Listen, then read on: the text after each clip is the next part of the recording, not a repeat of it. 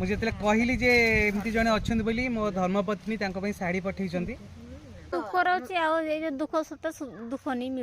अभिशप्त परिवार सान भो स्वामी देढ़शुर और नणंदकर लगातार मृत्यु पर एकदम भांगी पड़ते से एते दुखरे तांको पाखरे पहुंची आम टीम।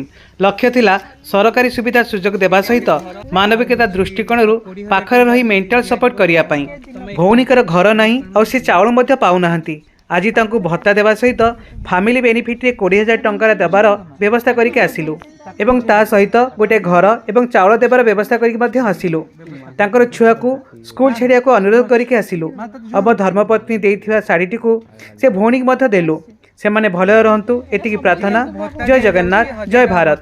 ए तांको घर टिके देखंतु माने इट इज वेरी पैथेटिक। आमे ताको फाइंड आउट कलु ताको 1,000 टका दउछु प्रति मास दिया जीव। ता सहित बीपीएल से कैटेगरी अच्छा एनएफबीएस रे ताको आमे 20,000 टका दबु।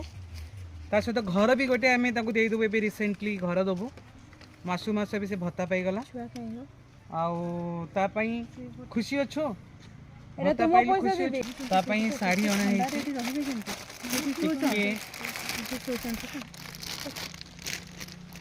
एई साड़ीटा मुझे कहली जे एमती जने अच्छा बोली मो धर्मपत्नी शाढ़ी पठेइछंती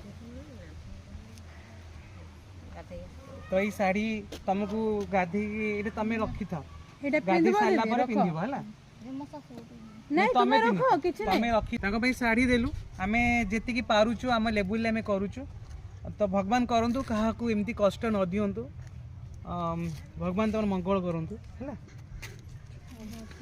गॉड ब्लेस।